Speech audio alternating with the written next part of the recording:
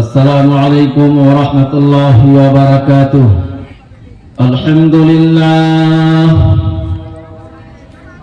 الحمد لله نحمده ونستعينه ونستغفره ونؤمن به ونتوكل عليه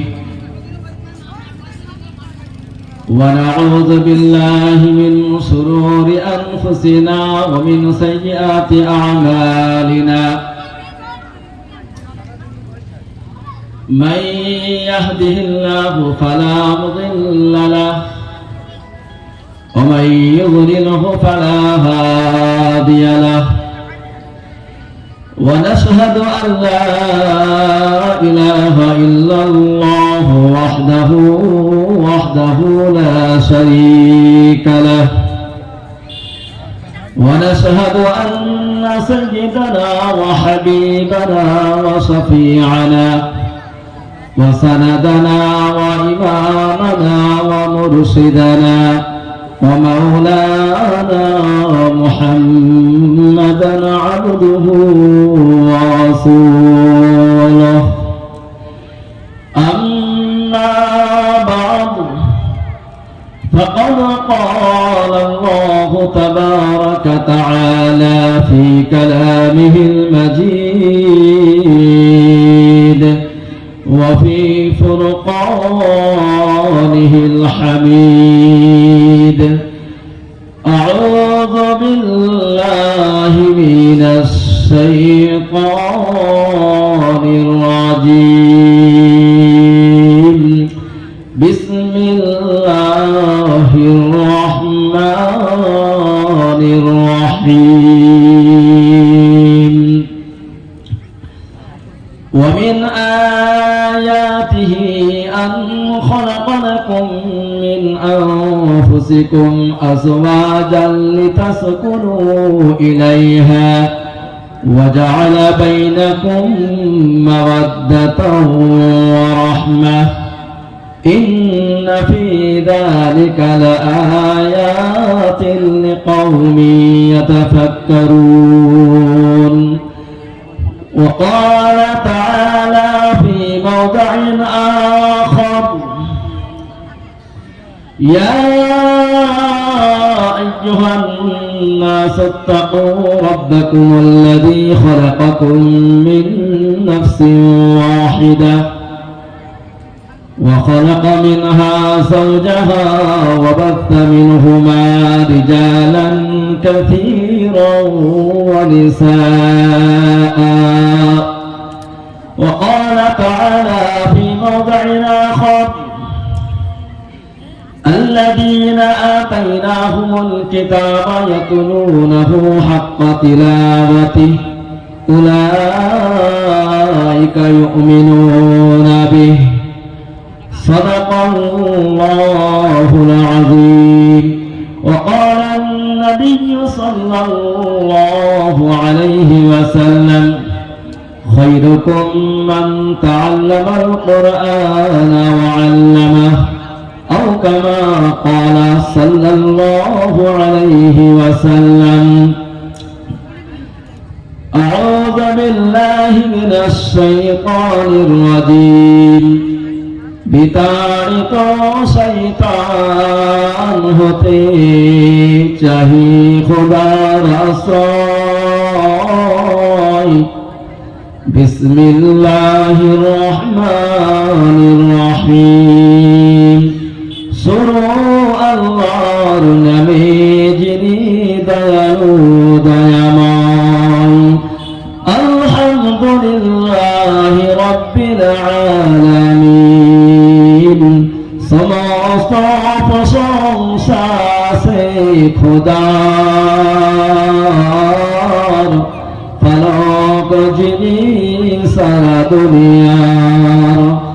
আর-রহমানির রহিম, মালিক ইয়াউমিদ্দিন।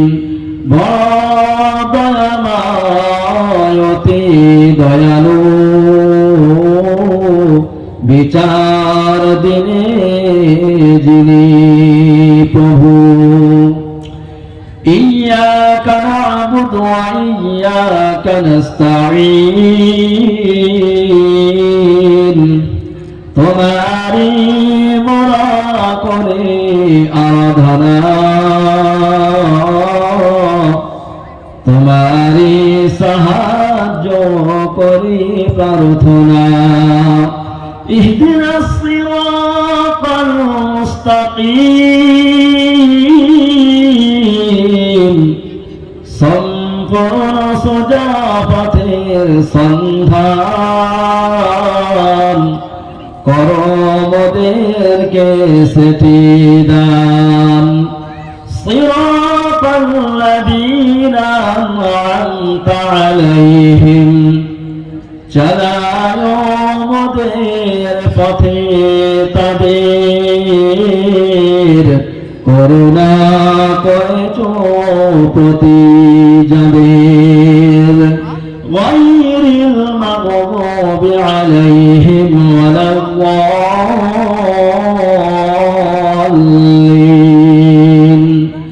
চালাও না ওই কুপথে وبصفت بعض جهتي آمين اللهم آمين إن الله وملائكته يصلون على النبي يا أيها الذين آمنوا صلوا عليه وسلموا تسليما اللهم صل على محمد وعلى آل محمد كما صليت على إبراهيم وعلى آل إبراهيم إنك حميد مجيد اللهم بارك على محمد وعلى آل محمد كما باركت على إبراهيم وعلى آل إبراهيم إنك حميد مجيد الحمد لله আজকের এই মহতি জলসা স্বনামধন্য মহামান্য নির্ধারিত নির্বাচিত যথাযোগ্য সুযোগ্য সভাপতি মহাশয়, স্টেজে উপস্থিত ওলামায়ে কেরাম এবং আমার সম্মুখে বসে থাকা দিনদার আল্লাহওয়ালা মুসলমান ভাইরা, তার সঙ্গে পর্দার অন্তরালে বসে থাকা আমার ও ভগ্নীরা,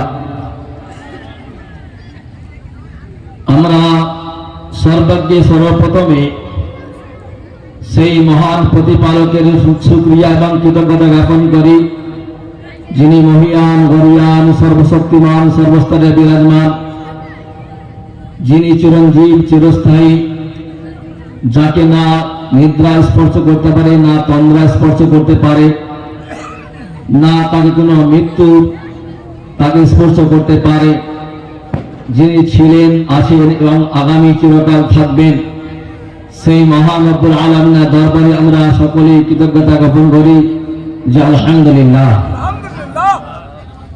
সম্মানিত ভাইয়েরা আমার, যার নাম উল্লেখ না করলে আজকের এই মজলিসটাই অসম্পূর্ণ থেকে যাবে, সেই মহামানব মহান নবী আমার আপনার সকলের প্রিয় নবী, সারা বিশ্বে রহমত হয়ে যিনি এসেছিলেন, হযরত মুহাম্মদ মুস্তাফা সাল্লাল্লাহু আলাইহি ওয়াসাল্লামের প্রতি শতকোটি দ্বারা সালাম ও দরুদ বর্ষিত হোক, আমরা আশা করি আল্লাহুম্মা আমিন।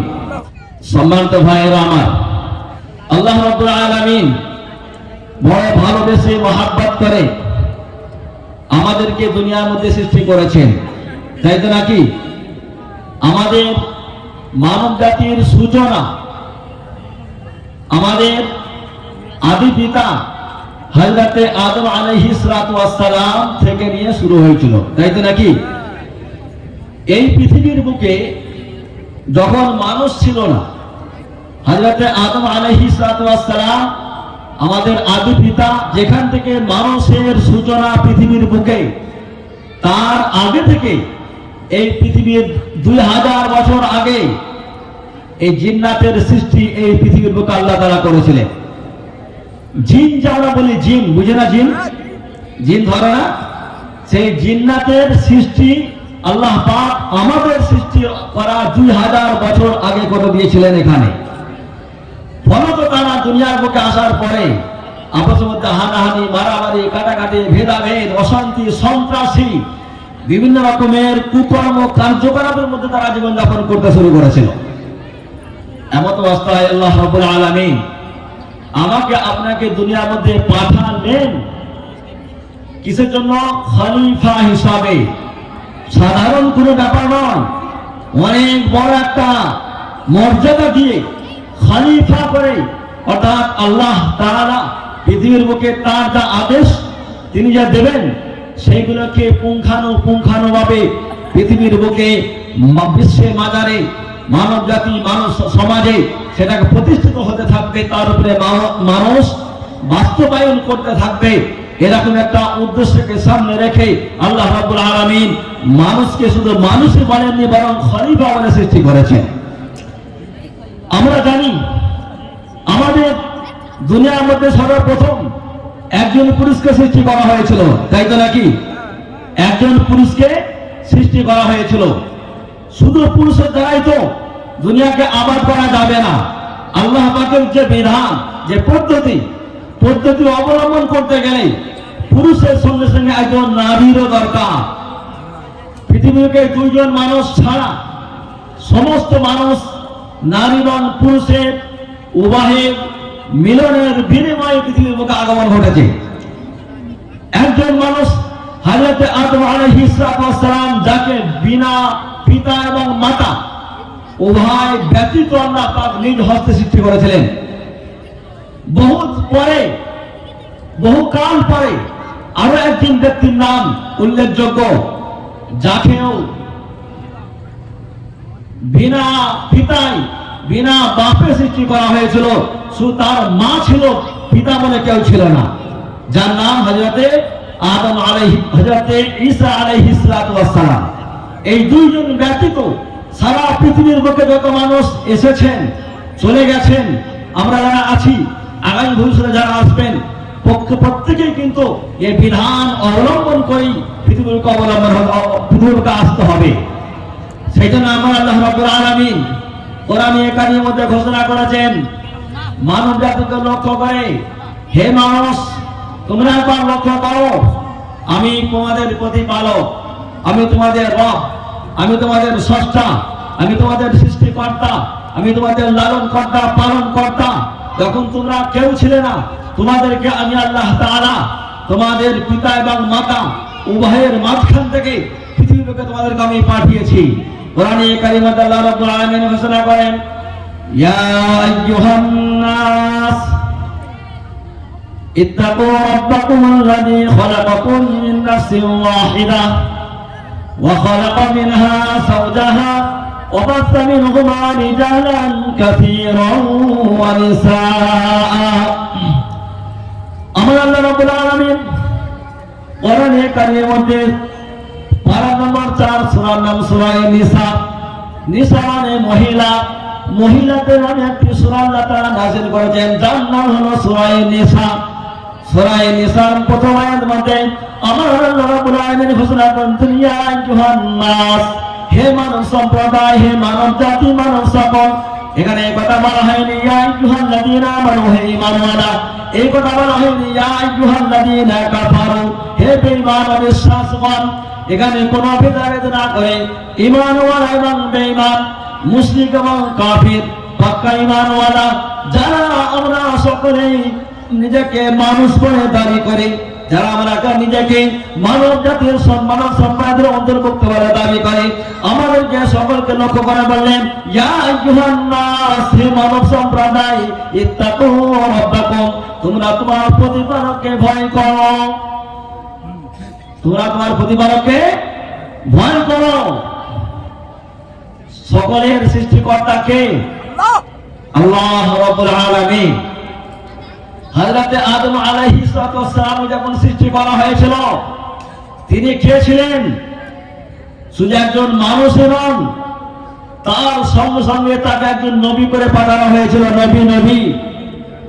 নবী কোন সম্প্রদায়ের হয়? ঈমানওয়ালাদের মধ্যে থেকে। জি, মুসলমানদেরই অন্তর্ভুক্ত একজন বিশেষ ব্যক্তিত্ব নাম হলো নবী এবং পয়গম্বর হযরতে আদম আলাইহিস সালাম। তিনি শুধু মানুষ হয়ে আসেননি, বরং তার সঙ্গে সঙ্গে তিনি একজন নবী হয়েও এসেছিলেন। সুতরাং তিনি যদি নবী হন, এক আল্লাহকে মাননেওয়ালা হয়ে যাবেন। তিনি এক আল্লাহ যদি মাননেওয়ালা হন, তাহলে তার যারা বংশধর, যারা নিউ জেনারেশন, যারা আমরা পৃথিবীতে আগমন করেছি, করবো আগামীতেও, তারা সকলেই আমরা তারই সন্তান। এই জন্য আমাদের নাম যাইছে বানি আদম, আদম সন্তান। এই বানি আদম যারা আমরা আছি, সকলেই আমরা আদম আলাইহিস সালামের সন্তান হওয়ার ফলে আমরা সকলেই কিন্তু এক আল্লাহ তাআলার সৃষ্টি। কথা বুঝে আসছে না? আমরা যারা বিভিন্ন মতামতে, বিভিন্ন চিন্তাধারায়, বিভিন্ন বিশ্বাসে বিশ্বাসী হয়ে পৃথিবীতে আমরা বসবাস করছি না কেন, এ কথা অস্বীকার করা যাবে না যে আমরা সকলে আদম আলাইহিস সালামের সন্তান। তার সঙ্গে সঙ্গে আমরা হলাম এক আল্লাহ তাআলার সৃষ্টি। সেই জন্য সেই দিকে লক্ষ্য করে আমার আল্লাহ রাব্বুল আলামিন তিনি বললেন, ইয়া আইয়ুহান নাস, হে মানব সম্প্রদায়, হে মানব জাতি, হে মনুষ্য জাতি, তোমরা তোমার প্রতিপালককে ভয় করো। তোমরা তোমার প্রতিপালককে ভয় করো। ভয়ের অনেক অর্থ আছে। প্রতিপালককে ভয় পাও। প্রতিপালককে কেন ভয় করবো? তিনি আমাদের কি এমন অবদান দেখেছেন? তারপরে আল্লাহ রাব্বুল আলামিন বলছেন, আল্লাযী খালাকাকুম মিন নাফসিন ওয়াহিদা ওয়া খালাকা মিনহা যাওজাহা। আল্লাহ তাআলা তিনি বলছেন, তোমাদেরকে এক প্রাণ, এক জান থেকে সৃষ্টি করেছি। খালাকাকুম, তোমাদেরকে সৃষ্টি করেছি মিন নাফসিন ওয়াহিদা, এক জান, এক প্রাণ থেকে। হযরতে আদম আলাইহিস সালাম থেকে শুধু পুরুষ থেকে সন্তান জন্ম হওয়া সম্ভব নয়। এই জন্য আল্লাহ রাব্বুল আলামিন তিনি পরীক্ষায় বললেন, ওয়া খালাকা মিনহা যাওজাহা, আমি আল্লাহ তাআলা সেই আদম আলাইহিস সালাম থেকে আমি তার অর্ধাঙ্গিনী, তার স্ত্রীকে হযরতে হাওয়া আলাইহিস সালামকে সৃষ্টি করে দিয়েছি। বন্ধু আমার, দোস্ত আমার, একদিকে নারী, অপরদিকে পুরুষ, একদিকে একজন স্বামী, অপরদিকে একজন স্ত্রী। পৃথিবীতে আর কেউ নয়। দুজনকে আল্লাহ রাব্বুল আলামিন করে কৌশলে পৃথিবীকে পাঠিয়ে দিলেন। পৃথিবীতে আসার পরে আল্লাহ রাব্বুল আলামিন তিনি বলছেন, হে মানুষ, ডান দিকে, বাম দিকে, পূর্ব দিকে, পশ্চিম দিকে, তোমরা পিছনে এবং অতীত এবং ভবিষ্যতে তোমরা লক্ষ্য করে দেখো, পৃথিবীকে অসংখ্য অগণিত মানুষ আমি আল্লাহ তাআলা সৃষ্টি করে দিয়েছি। এক শ্রেণীর মানুষ নারী, আর এক শ্রেণীর মানুষ হলো পুরুষ। এই উভয়কে আমি আল্লাহ তাআলা দুইজনের মাঝখান থেকে সৃষ্টি করেছি। সেই জন্য তিনি বললেন, ওয়া খালাকা মিনহা যাওজাহা ওয়া বাসসা মিনহুমা রিজালান কাসীরান ওয়া নিসাআ। আদম আলাইহিস সালাম, তার আল্লাহর মধ্যে হাওয়া আলাইহিস সালাম, ওই দুইজনের মাঝখান থেকে আমি আল্লাহ রাব্বুল আলামিন পৃথিবীর বুকে অসংখ্য নারী এবং অসংখ্য পুরুষকে আল্লাহ তাআলা ছড়িয়ে দিয়েছি, বিছিয়ে দিয়েছি। এখন আমরা যারা আছি, বলুন আমরা কারা? আমরা সেই নারী পুরুষরা? আমরা যারা বর্তমান যুগে যারা আমরা এখানে বসে আছি, বলুন আমরা কি তাদেরই বংশধর না, নাকি আমরা আকাশ থেকে এসে পড়েছি? আমরা মনে হয় আকাশ থেকে এসে পড়েছি না, না জঙ্গল থেকে বেরিয়ে এসেছি? আমরা আকাশ থেকে পড়েছি না জঙ্গল থেকে বেরিয়ে এসেছি? আমরা মাতা পিতা উভয়ের মাঝখান থেকে আমাদের সৃষ্টি। ये বিধান আগামী ভবিষ্যৎ কিয়ামত পর্যন্ত আল্লাহ রাব্বুল আলামিন জারি রেখেছেন, রাখবেন। কথা বুঝে আসছে? তো সেই আল্লাহকে আমাদেরকে ভয় করতে হবে না, হবে না? আজকে আমরা পৃথিবীর মধ্যে আমরা বসবাস করি। যখন আমরা ছোট ছিলাম, বাচ্চা ছিলাম, তখন তো আমাদের ধারণা অনেক কিছু ছিল। আমরা ছোটবেলায় মসজিদে এসেছিলাম আব্বার হাত ধরে, বাড়িতে ভিখারি এসেছে, নিজ হাতে দান করেছিলাম 2 টাকা, 4 টাকা, 5 টাকা বলে। যখন আমি যৌবনে পড়লাম, বড় হলাম, জ্ঞানের অধিকারী হলাম, বহু শিক্ষায় শিক্ষিত হলাম, যখন আমি প্রাপ্ত বয়সে পৌঁছে গেলাম, তখন আমার মাথায় এবারে প্রশ্ন জাগে, বিভিন্ন অভিযোগ জাগে। যুক্তির মাধ্যম দিয়ে আমাকে যদি বুঝাতে পারে তবে আমি মসজিদে আসবো, তবে আমি আল্লাহকে আল্লাহ বলে ডাকবো, আমি নিজেকে আল্লাহর বান্দাকে পরিগণিত করবো। এইরকম ভাবে আমি একটা অন্য জায়গায় পৌঁছে যাই। সম্মানিত ভাইয়েরা আমার, আল্লাহ রাব্বুল আলামিন মানুষকে বুদ্ধি, বিবেক, জ্ঞান সম্পন্ন করে পাঠিয়েছেন। আমরা ছোটবেলায় পড়েছিলাম পশুর থেকে মানুষের ড্যাশ বেশি, শূন্যস্থান পড়েছিলাম। পশুর থেকে মানুষের ড্যাশ বেশি, এর উত্তর আমরা পড়েছিলাম পশুর থেকে মানুষের বুদ্ধি বেশি, পশুর থেকে মানুষের শক্তি বেশি নেই, পশুর থেকে মানুষের আয়তন বড় নয়, পশুর থেকে মানুষের খাদ্য বেশি নয়, বরং পশুর থেকে মানুষের বুদ্ধি বেশি। এই জন্যই মানুষকে বলা হয় আরবি ভাষায় জাবিল উকুল, মানে জ্ঞান সম্পন্ন বুদ্ধিমান। মানুষ এবং জিন ছাড়া পৃথিবীর বুকে যত প্রাণী বসবাস করে না কেন এদের সকলকে বলা হয় গায়ের জাবিল উকুল, যাদেরকে জ্ঞান সম্পন্ন করে সৃষ্টি করা হয়নি, যাদেরকে বিচার ক্ষমতা দিয়ে সৃষ্টি করা হয়নি, বিবেচনা গবেষণা করার ক্ষমতা দিয়ে সৃষ্টি করা হয়নি। তারা সকলেই আমাদের মতো জ্ঞানমান, বুদ্ধিমান, জ্ঞান সম্পন্ন মানুষের আওতায়, মানুষের অধীনস্থ করে তাদেরকে সৃষ্টি করে দিয়েছেন। সম্মানিত ভাইরা আমার, আমরা হলাম জ্ঞানী, বুদ্ধিমান। এই জ্ঞান এবং বুদ্ধির উপরে, বুদ্ধির উপরে বিচার করে, বুদ্ধির উপরে নির্ভর করে যদি আল্লাহ রাব্বুল আলামিন আমাদেরকে বলতেন আমি তোমাদেরকে জ্ঞান দিয়েছি, বুদ্ধি দান করেছি, জ্ঞান এবং বুদ্ধির বিবেকের বিচারে তোমরা পৃথিবীর বুকে তোমরা কিভাবে চলবে, কোন পথে চলবে, কি কাজ করলে আমি আল্লাহ পর্যন্ত পৌঁছতে পারবে, তোমরা কি কাজ করলে জাহান্নাম থেকে মুক্তি পাবে, জান্নাত লাভ করতে পারবে, সমস্ত কিছুর বিচার ক্ষমতা তোমার হাতে দিয়েছি। তুমি তোমার নিজ ক্ষমতায় তুমি সেটাকে সেভাবে নির্ধারণ করে চলাচল করতে পারো। যদি এরকম আমাদের উপর ছেড়ে দেওয়া হতো তাহলে কিন্তু আমরা সকলেই পথগ্রস্ত হতাম, আমরা সকলেই গুমরাহ হতাম, আমরা সকলেই তাহলে আমরা বিচার ক্ষমতা হারিয়ে ফেলতাম। তাহলে আমরা আমার গর্ভধারিণী মাকে বিবাহ করতে আমরা পিছু পা হতাম না, আমার মায়ের গর্ভ থেকে আসা নিজ বোনকে বিবাহ করতে পিছু পা হতাম না, আমি আমার মেয়েকে বিবাহ করতে পিছু পা হতাম না, আমি আমার ভাতিজি এবং ভাঞ্জিকে আমি বিবাহ করতে পিছু পা হতাম না। কারণ বুদ্ধির বিবেকের ক্ষমতায় আমাকে ছেড়ে দেওয়া হয়েছে, তখন পথভ্রষ্ট হয়ে যেতাম। সম্মানিত ভাইরা আমার, আমরা মানুষ, আমরা কিভাবে চলবো, কোন পথে চলবো, কিভাবে আমরা আমাদের জীবনকে পরিচালিত করব, সমস্ত কিছুর দায়িত্ব ভার আমার হাতে দিয়ে দেওয়া হয়নি।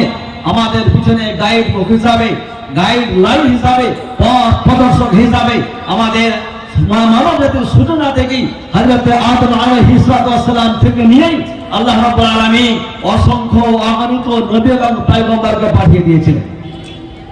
সম্মানিত ভাইরা আমার, আজকে চলতে চলতে 2025-এ 1447 হিজরি নবী পাক সাল্লাল্লাহু আলাইহি সাল্লাম দীর্ঘ 1500 বছর শেষ নবী হয়ে এসেছিলেন। তখন তারপর থেকে আল্লাহ রাব্বুল আলামিন আমাদেরকে তিনি তার উম্মত করে দুনিয়াতে বাঁচিয়ে রেখেছেন। নবী পাক সাল্লাল্লাহু আলাইহি সাল্লাম চলে গেলেন, তার জীবন আদর্শ, তার ছেড়ে দেওয়া কিতাব, তার ছেড়ে দেওয়া আল কোরআন আমাদের সামনে ছেড়ে গেছেন। নবী পাক সাল্লাল্লাহু আলাইহি সাল্লাম বলেছেন, তারাকতু ফীকুম আমরাইন লান তাদুল্লু মা তামাসসাকতুম বিহিমা কিতাবুল্লাহি ওয়া সুন্নাতু রাসূলিল্লাহ।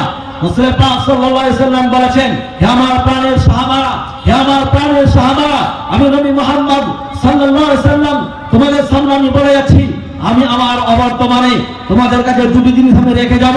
যতদিন পর্যন্ত তোমরা সেগুলোকে বুকে আঁকড়ে ধরে রাখবে, তোমরা ততদিন মধ্যে পথভ্রষ্ট হবে না। যার একটি হলো কোরআনে কারীম, অপরটি হলো হাদিসে মুবারক। বাচ্চা বাচ্চা ছেলেরাও কোরআনের নাম জানে, বাচ্চা বাচ্চা ছেলে মেয়েরাও হাদিস পাকের নাম জানে। কথা বুঝা আসছে না? সেই কোরআন আল্লাহ রাব্বুল আলামিন আমাদের সামনে দিয়েছেন।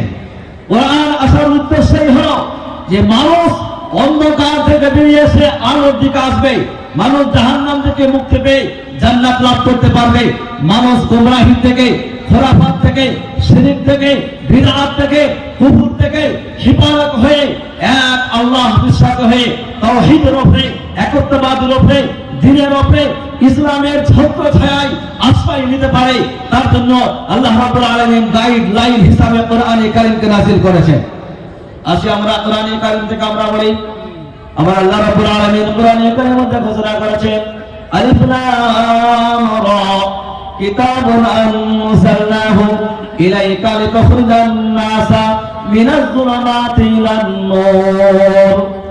আর নাম্বার 13 সূরা সূরা ইব্রাহিম আল্লাহ রাব্বুল আলামিন ঘোষণা করেছেন কিতাবুন, হে নবী একটি কিতাব, একটি গ্রন্থ, একটি কিতাব, একটি গ্রন্থ আনজালনাহু ইলাইকা, আমি আপনার উপরে অবতীর্ণ করেছি। ভাষাটা কি বুঝলাম? আমি আপনার উপরে অবতীর্ণ করেছি, নাযিল করেছি।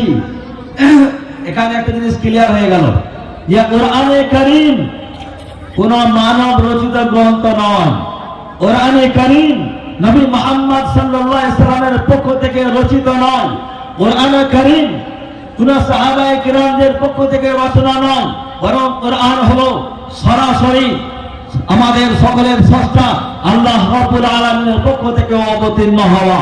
এই জন্য কোরআনে কারীম আল্লাহ রাব্বুল আলামিন ঘোষণা করলেন আনজালনাহু ইলাইকা, আমি আপনার সামনে আপনার কাছে কোরআনে কারীম নাযিল করেছি লিতুখরিজান নাসা মিনাজ যুলামাতি ইলান নূর, আপনি মানুষকে অন্ধকার থেকে আলোর দিকে নিয়ে আসবেন, অন্ধকার থেকে আলোর দিকে নিয়ে আসবেন। সে কোরআনে কারীম আজকে আমাদের সামনে উপস্থিত, কোরআনে কারীম আজকে আমাদের সামনে দেওয়া হয়েছে। এই কোরআনে কারীমের মজলিস আজকে আমরা এখানে বসে আছি।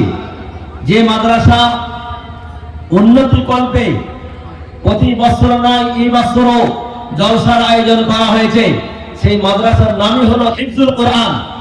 হিফজুল কোরআন মানে হলো কোরআন হিফজ করা, কোরআন ইয়াদ করা, কোরআনকে মুখস্থ করা। সম্মানিত ভাইয়েরা আমার, রাসূল পাক সাল্লাল্লাহু আলাইহি ওয়াসাল্লাম পৃথিবীর বুকে আগমন করেছিলেন, তিনি মহৎ কিছু কাজের দায়িত্ব আগমন করেছিলেন। সেটা হলো কি? আল্লাহ রাব্বুল আলামিন ঘোষণা করেছেন হুয়াল্লাযী বা'আসা ফিল উম্মিয়্যিনা রাসূলাম মিনহুম ইয়াতলু আলাইহিম আয়াতিহি ওয়া ইউযাক্কিহিম ওয়া ইউআল্লিমুহুমুল কিতাবা ওয়াল হিকমাহ ওয়া ইন কানূ মিন ক্বাবলু লাফী যালালিম মুবিন। আমরা আল্লাহ রাব্বুল আলামিন ঘোষণা করেছেন, হে মানব সম্প্রদায়, মানব জাতি, তোমরা লক্ষ্য করে রাখো হুয়াল্লাযী, আমরা আল্লাহ হলেন তিনি বা'আসা ফিল উম্মিয়্যিনা রাসূলাম মিনহুম, মক্কা নগরীতে, মক্কা শহরে তাদেরই পক্ষ থেকে, মানব জাতির পক্ষ থেকে, মানব সম্প্রদায়ের পক্ষ থেকে। এইরকম নয় যে নবী হবে আল্লাহর পক্ষ থেকে কোন ফেরেশতা হবে। সম্মানিত ভাইয়েরা আমার, ফেরেশতা নাই, কোন জিন্নাত নাই, অন্য কোন জীব নাই। আল্লাহ রাব্বুল আলামিন মানুষের মধ্যে থেকে একজন রাসূলকে পাঠিয়েছেন, রাসূলাম মিনহুম, তিনি রাসূল পাঠিয়েছেন ইয়াতলু আলাইহিম আয়াতিহি ওয়া ইউযাক্কিহিম ওয়া ইউআল্লিমুহুমুল কিতাবা ওয়াল হিকমাহ। রাসূল পাঠিয়েছেন, নবীকে পাঠিয়েছেন উম্মতের কাছে, মানব জাতির কাছে, মক্কা নগরীতে রাসূলকে পাঠিয়েছেন। কেন? তার এই কাজই হলো রাসূলা মিনহুম ইয়াতলু আলাইহিম আয়াতি, যে আল্লাহ তাআলার পক্ষ থেকে একদিন নয়, 2 দিন নয়, 1 মাস নয়, 2 মাস নয়, 1 বছর নয়, 2 বছর নয়, বরং দীর্ঘ 23 বছর ধরে একটি একটি আয়াত, একটি একটি সূরা, এই ধরনের কোন সমস্যার সমাধানের জন্য, কোন প্রশ্নের উত্তরের জন্য, কোন অভিযোগকে খণ্ডন করার উদ্দেশ্যে আল্লাহ রাব্বুল আলামিন পরিস্থিতি অনুযায়ী একটি একটি করে আয়াত অবতীর্ণ করেছেন আর মানব জাতির সমস্যার সমাধান ঘটিয়েছেন।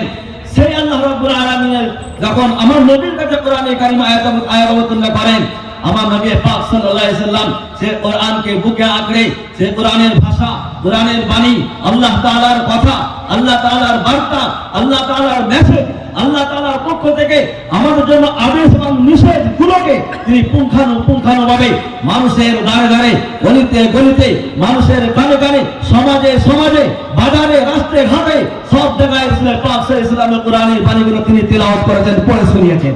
ইয়াতলু আলাইহিম আয়াতিহি ওয়া ইউযাক্কিহিম, মানুষ থেকে পাক এবং পবিত্র করেছেন শিরক থেকে, কুফর থেকে। যারা সব ব্যবস্থাকে ছেড়ে সৃষ্টির পূজা শুরু করেছিল, যারা আল্লাহর জন্য গায়রুল্লাহ পূজা শুরু করেছিল, যারা চিরঞ্জীব চিরস্থায়ী আল্লাহকে ছেড়ে যারা একটা নির্জীব নিষ্প্রাণ পাথর মূর্তির পূজা করা শুরু করে দিয়েছিল, তাদেরকে ওই রকম গর্হিত কাল থেকে পবিত্র করেছিলেন। ওয়াইউআল্লিমুহুমুল কিতাব, এবং তাদেরকে কোরআনে কারীম শিক্ষা দান করেছিলেন। ওয়াইউযাক্কিহিম ওয়াইউআল্লিমুহুমুল কিতাব ওয়াল হিকমা, এবং তাদেরকে শিক্ষা দান করেছিলেন। সম্মানিত ভাইয়েরা আমার, আজকে আমরা এই মাদ্রাসায় যেভাবে আমরা এসে বসে আছি, আজকের যুগে এই মাদ্রাসা কোরআনে কারীমের এই আয়াতের মুখপাত্র, এই আয়াতের দায়িত্ববান ভূমিকা পালন করে আছেন।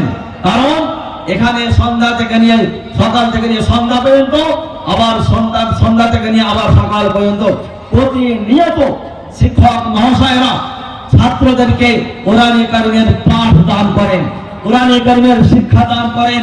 যে শিক্ষা আমার নবী নিজ হাতে তার ছাত্র প্রিয় ছাত্র সাহাবায়ে কেরামদের সামনে সাধারণ মানুষের জন্য কোরআনে কারীম তেলাওয়াত করেছিলেন, শিক্ষা দান করেছিলেন, সেই শিক্ষা সেই কোরআনে কারীমের পাঠ মাদ্রাসায় দান করা হয়েছে। সম্মানিত ভাইয়েরা আমার, আমরা পৃথিবীর মানুষ, আমরা সকলে কোরআনের ছাত্র। খুব ভালো করে ঠান্ডা মাথায় বুঝে রাখবো, আমরা সকলে কোরআনের ছাত্র। কারণ কোরআন নাযিল করা হয়েছে লিতুখরিজান নাস, নাস মানে হলো মানুষ, মানুষকে হিদায়াতের পথে নিয়ে আসার জন্য কোরআনে কারীম নাযিল করা হয়েছে। ক্লাস 5 এর ছাত্র যারা ক্লাস 5 এ যখন থাকে, যে সাবজেক্টগুলো যে বইপত্রগুলো বছরের শুরুতে দিয়ে দেওয়া হয়, সেটা কিন্তু সমস্ত ছাত্রের জন্য হয়ে থাকে। যদি কোনো কারণে কোনো ছাত্র বই নাও পেয়ে থাকে, তবুও কিন্তু তার জন্য কিন্তু ওই সাবজেক্টটা নির্দিষ্ট হয়ে থাকে। তারপর আগামীতে হলো বইটাকে সংগ্রহ করে পড়াশোনা করতে হবে। সম্মানিত ভাইরা আমার, আল কোরআনুল কারীম মানুষের সাবজেক্ট করে দিয়ে দেওয়া হয়েছিল, মানুষের সাবজেক্ট করে মানুষের পাঠ্য পুস্তক হিসাবে আল কোরআনুল কারীমকে আল্লাহ রাব্বুল আলামিন অবতীর্ণ করেছেন। আমরা জানি, শুধু যদি কোনো স্কুল কলেজে কোনো ইউনিভার্সিটিতে যদি শুধু শিক্ষক থাকেন, স্টুডেন্ট যদি না থাকেন, কলেজ চলবে না। যদি শিক্ষকও থাকেন, স্টুডেন্ট থাকেন, শিক্ষক না থাকেন, কলেজ চলতে পারে না। শিক্ষক আছেন, স্টুডেন্ট আছেন, সাবজেক্ট নেই, বইপত্র নেই, খাতা পেন নেই, সেখানে কোনো পাঠ দান করা হয় না, সেই স্কুল কলেজে চলবে না। তাহলে স্কুল কলেজ চলার জন্য 3টে জিনিস দরকার: শিক্ষক মহাশয় এবং স্টুডেন্ট ছাত্র, সঙ্গে সঙ্গে সাবজেক্ট কিতাবের দরকার। আজকে আমাদের জন্য একজন শিক্ষক মহাশয় সম্মানিত শিক্ষক মহাশয় করে আমাদের কাছে পাঠিয়েছেন আমার আল্লাহ রাব্বুল আলামিন। স্টুডেন্ট তারা সারা বিশ্বের মানুষ। সাবজেক্ট কি? আল কোরআনুল কারীম, হাদিসে মুবারক। রাসূল পাক সাল্লাল্লাহু আলাইহি ওয়াসাল্লাম বলেছেন, ইন্নামা বুইস্তু মুআল্লিমান, আমি বিশ্বের মাঝারে মানব সমাজে বিশ্বের মাঝারে আমি প্রেরিত হয়েছি শিক্ষক হিসাবে। তিনি আমাদের সকলের শিক্ষক। সাবজেক্ট কি? আল কোরআনুল কারীম। স্টুডেন্ট কারা? আমরা সমস্ত মানুষ। এই জন্য আল্লাহ রাব্বুল আলামিন তিনি কোরআনে কারীমের মধ্যে ঘোষণা করেছেন, শাহরু রমাদানাল্লাযী উনজিলা ফীহিল কুরআনু হুদাল লিন-নাস ওয়া বাইয়িনাতিন মিনাল হুদা ওয়াল ফুরকান। আমার আল্লাহ রাব্বুল আলামিন ঘোষণা করেছেন, শাহরু রমাদানাল্লাযী, রমাদান মাস আল্লাযী ফীহিল কুরআন উনজিলা ফীহিল কুরআন, যে রমাদান মাসে আমি আল্লাহ তাআলা কোরআনে কারীম নাযিল করেছি। কিসের জন্য? কোরআনে কারীম আমাদের সামনে দেওয়া হয়েছে কিসের জন্য? এইটা আমরা কোরআনের মজলিসে এসেছি, এই কোরআন আমাদেরকে কেন দান করা হয়েছে? কেন বা এই মাদ্রাসাগুলো প্রতিষ্ঠিত হয়েছে? কেন বা এই মাদ্রাসাওয়ালারা, সেক্রেটারি মহাশয়, শিক্ষক মন্ডলীরা, মাদ্রাসার কালেক্টর যারা আছেন, তারা আপনার বাড়িতে গিয়ে আপনাকে বিরক্ত করেন? কেন করেন? কারণ কোরআনে কারীম আল্লাহ পাক আমাদের জন্য পাঠিয়েছেন হুদাল লিন-নাস, সমগ্র মানব জাতির জন্য হেদায়েত করে পথ প্রদর্শক হিসাবে, মানব জাতির সফলতাকে সামনে রেখে মানব জাতির চির সফলতা অর্জন করার জন্য কোরআনে কারীম আল্লাহ পাক নাযিল করেছেন আমাদের জন্য। অবাইকিনাতুম মিনাল হুদা ওয়াল ফুরকান, এবং আল্লাহ রাব্বুল আলামিন হিদায়াতের অনেকগুলো নিদর্শন, অনেকগুলো প্রমাণ স্বরূপ তিনি নাযিল করেছেন। ওয়াল ফুরকান, হক এবং বাতিল, ন্যায় অন্যায়, উচিত অনুচিত, জান্নাত জাহান্নাম, ইহকাল পরকাল, জীবন মৃত্যু, যৌবন শৈশব, যৌবন বার্ধক্য, সব তার মধ্যে বোঝানোর জন্য, পার্থক্য করার জন্য আমাদেরকে আল্লাহ রাব্বুল আলামিন কোরআনে কারীম নামক একটি কিতাব দিয়েছেন, যার নাম হলো আল ফুরকান। সম্মানিত ভাইরা আমার, এই কোরআনে কারীম আমাদের সামনে দেওয়া হয়েছে। আজকে বড় আফসোসের বিষয়, বড় পরিতাপের বিষয় যে কোরআনের ছাত্র আমরা, কিন্তু পড়াশোনা করি না। যে ছাত্র আমরা সবাই, কিন্তু পড়াশোনা করি না। ছাত্রের নামটা রেজিস্ট্রেশন করে নিয়েছি, কিন্তু আমি কোনদিন বই খেলে দেখেও না, স্কুলেও যাই না, কলেজেও যাই না। অথচ এই কোরআনে কারীমের হক, তিনটে হক আছে। যেহেতু এটা কোরআনের মজলিস, হিফজুল কোরআন মাদ্রাসা, কোরআনের হিফজ করানো হয়। আপনারা নিজ চোখে দেখেছেন, আর যদি না দেখে থাকেন অন্তত মাগরিব বাদ, বৃহস্পতিবার ছুটি থাকে, ওই দিন আসবেন না। মাগরিব বাদ যে কোনো দিন স্বচক্ষে হিফজুল কোরআন মাদ্রাসায় আপনারা দুতলার উপর আসবেন। কিভাবে আপনার বাড়ির সন্তানকে আপনার চাল ডাল টাকা পয়সা পান গম ধান ক্যাশ টাকা আজকে রেখে এসেছেন, এরা করেছেন দেবো বলে, এই টাকাটা কোন জায়গায় ব্যয় হচ্ছে নিজ চোখে দেখে যাবেন, মনটা ভরে যাবে, জানটা ভরে যাবে। আমি দায়িত্ব নিয়ে বলছি। এই কোরআনে কারীমের ছাত্রকে আমাদেরকে পাঠানো হয়েছে হিফজুল কোরআন। এই কোরআনের তিনটি হক, ভালো করে বুঝে রাখুন। কোরআনের তিনটি হক। একটি হক হলো কোরআন বিশুদ্ধ আকারে পড়া। কোরআন, আমরা কোরআনের ছাত্র না? আমরা কোরআনের ছাত্র তো? ভালো লাগছে না শুনতে কথাটা? গর্ববোধ হচ্ছে না যে আমরা আল কোরআনের ছাত্র? কোরআনের পরিচয় কি? কোরআন শ্রেষ্ঠ ভাষায় অবতীর্ণ হয়েছে। শ্রেষ্ঠ ভাষা আরবি। কোরআন শ্রেষ্ঠ নগরীতে অবতীর্ণ হয়েছে মক্কা শরীফ, ওই পরবর্তী মদিনাতে হয়েছে। কোরআন শ্রেষ্ঠ মাসে অবতীর্ণ হয়েছে রমাদান মুবারক। আল কোরআন শ্রেষ্ঠ ব্যক্তির উপর অবতীর্ণ হয়েছে আমার আপনার নবী, শেষ নবী, প্রিয় নবী হযরত মুহাম্মদ রাসূলুল্লাহ সাল্লাল্লাহু আলাইহি সাল্লামের উপরে। এত কোনো শ্রেষ্ঠত্ব লাভ করে আল কোরআনুল কারীম শ্রেষ্ঠত্বর উচ্চ শিখরে মাথা উঁচু করে আজও দাঁড়িয়ে আছে, কিয়ামত পর্যন্ত দাঁড়িয়ে থাকবে ইনশাআল্লাহ। এই কোরআনুল কারীমের তিনটি হক। একটি হলো আল কোরআনুল কারীমকে বিশুদ্ধ আকারে পড়া। মুখস্থ করি কথা না, কোরআনুল কারীম বিশুদ্ধ আকারে পড়া, যেটা মাদ্রাসায় ছাত্ররা আপনাদের সামনে তেলাওয়াত করছেন কিছুক্ষণ আগে। আপনাদের গ্রামে, শুধু এই গ্রামে কথা বলছি না, সমস্ত গ্রামে মুয়াজ্জিন সাহেব যখন আজান দেন, যখন ইকামত দেন, তখন খুবই দুঃখ লাগে। এই গ্রামে মাশাআল্লাহ অনেক ভালো। খুবই দুঃখ লাগে তার আজানের আল্লাহু আকবার একটি শব্দ তার শুদ্ধ নেই। পুরো আজানটা যদি হিসাব করা হয় 50টি ভুল আছে। ইকামতে মনে হয় 150টা আছে, 200টা ভুল আজানে করাতে। তাহলে কোরআন কেমন আছে, কি অবস্থা কোরআন? যে আজান প্রত্যেকদিন 5 বার করে দেন, শুদ্ধ নেই, প্রয়োজন মনে করেন না। এই কোরআনে কারীম মাদ্রাসায় যে শিক্ষা দেওয়া হয়, বিশুদ্ধ আকারে কোরআনে কারীমকে শিক্ষা দেওয়া হয়। এই জন্য প্রথম হক হলো কোরআনে কারীমকে বিশুদ্ধ আকারে শিক্ষা পড়া। দ্বিতীয় নম্বর হচ্ছে কোরআন শুধু পড়ার নাম নয়, কোরআন পাঠ্যপুস্তক। ঠিক আছে, কোরআন শুধু দেখে দেখে পড়ে নেবেন, এই জন্য কোরআন আসেনি, কোরআনের হক আদায় হলো না। আজকে আমাদের তো ছেলে মেয়েদের বিয়ের আগে ঠিক মাধ্যমিক পরীক্ষা শেষ, উচ্চ মাধ্যমিক পরীক্ষা শেষ, কলেজ কমপ্লিট, এবারে 6 মাসের মধ্যে মেয়ের বিয়ে তো দিতে হবে, পরে বাড়িতে যাবে। তো এখন আমার মেয়ে তো কোরআন জানে না, যে কোনো প্রকারে 1 মাসের মধ্যে 2-3 মাসের মধ্যে শুধু বিয়ের উপযুক্ত করে জিজ্ঞাসা করে, সূরা ফাতিহা জিজ্ঞাসা করে দেখাশোনার সময় তার যোগ্য করার জন্য শুধু কোরআন কারীমটা দেখে দেখে দেখে দেখে যে কোনো প্রকারে পড়তে শিখে যায়।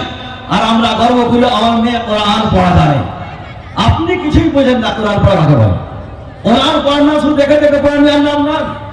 এই তো ইংলিশ মিডিয়ামগুলো আছে, বাচ্চা বাচ্চা ছেলেরা যারা এই 3 বছর 4 বছরের বাচ্চারা যারা ইংলিশ মিডিয়ামে পড়ে এবং যাদের সমস্ত সাবজেক্টগুলো ইংলিশে থাকে, সেখানে সুন্দর সুন্দর ছড়া এবং কবিতা তাদেরকে পড়ানো হয়, মুখস্থ করানো হয়।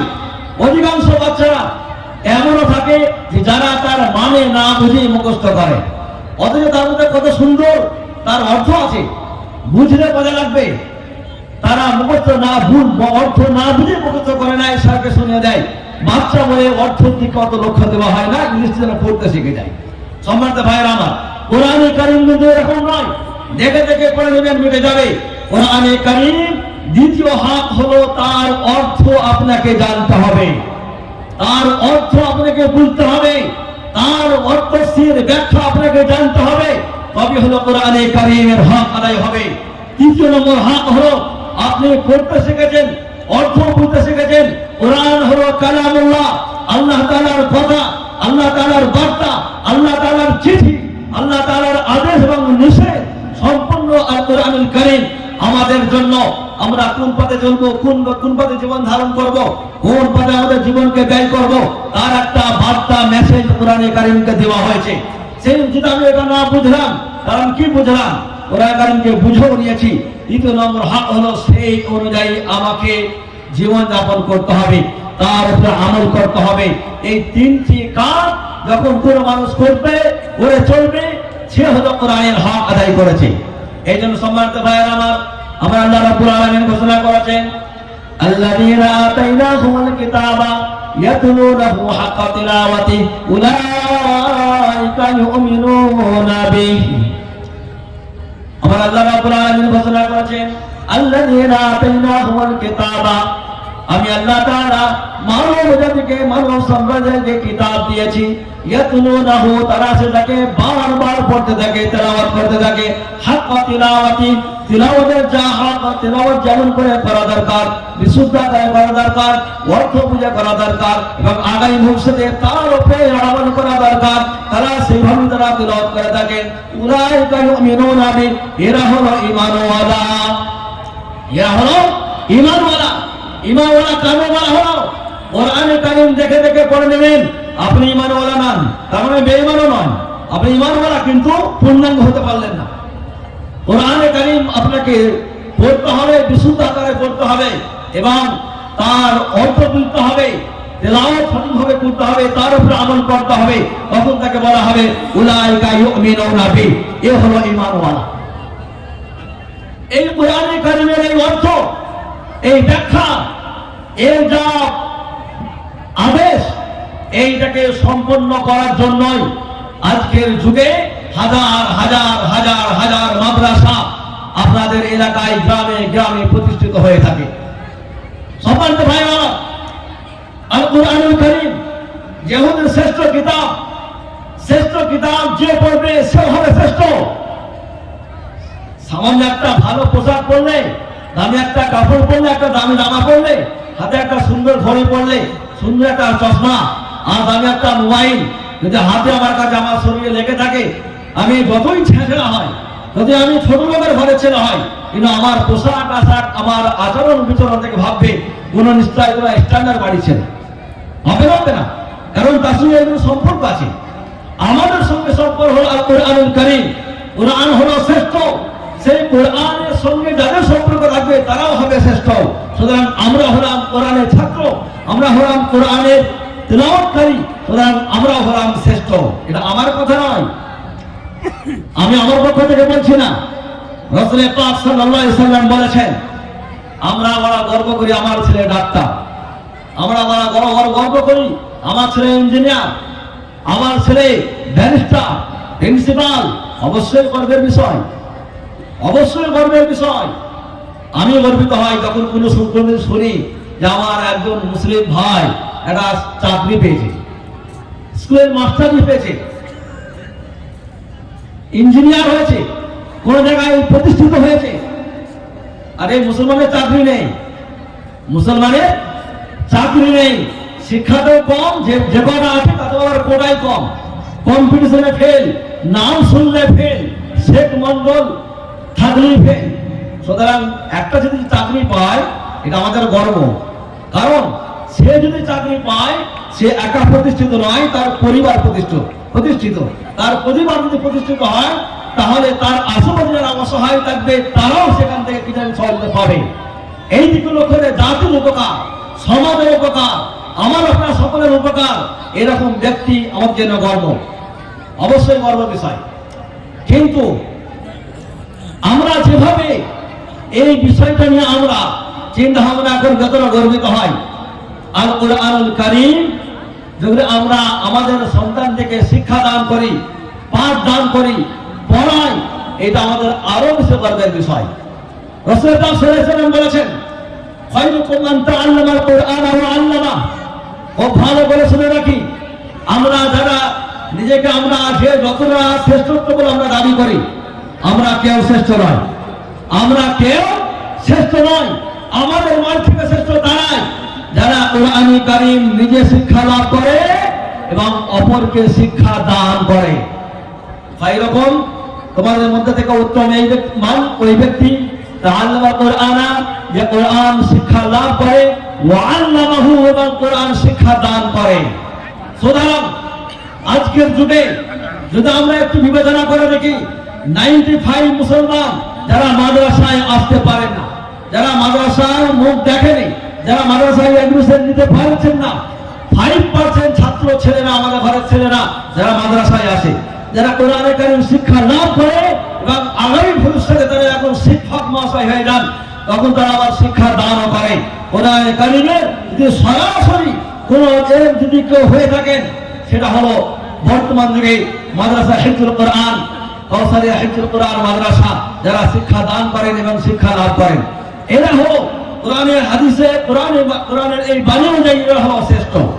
তবে তারা আপনারা যারা 95% যারা মাদ্রাসা আসেননি, যারা কোরআন পড়ছেন না, আপনারা কি শ্রেষ্ঠ নন? আপনারাও শ্রেষ্ঠ। কেন?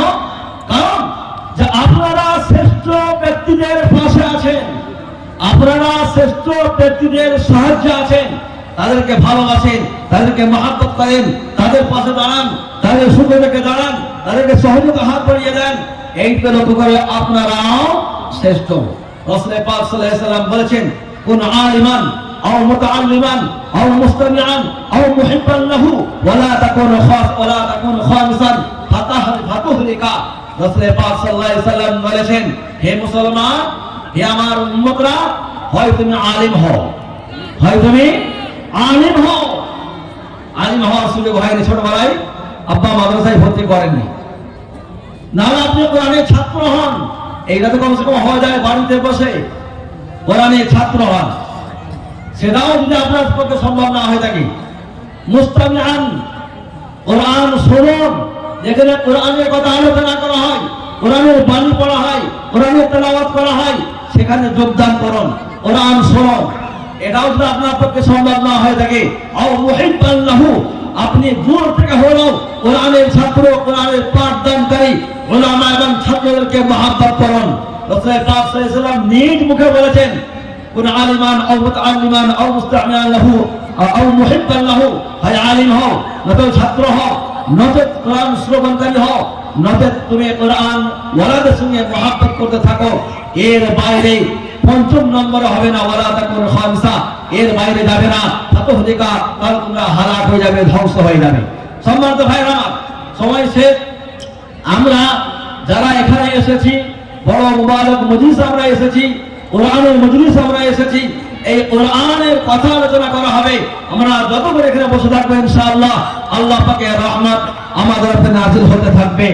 আল্লাহ পাক আমাদের সকলকে শোনার থেকে, বলার থেকে বেশি বেশি করে আমল করার তৌফিক দান করুন এবং এই মজলিসকে আল্লাহ পাক আমাদেরকে কবুল করুন। সারা বিশ্বের মানুষের জন্য হিদায়াতের জারিয়া এবং ওসিলা বানিয়ে দিন। ওয়া আখিরু দাওয়ানা আলহামদুলিল্লাহি রাব্বিল আলামিন। আসসালামু আলাইকুম ওয়া রাহমাতুল্লাহি ওয়া বারাকাতুহু।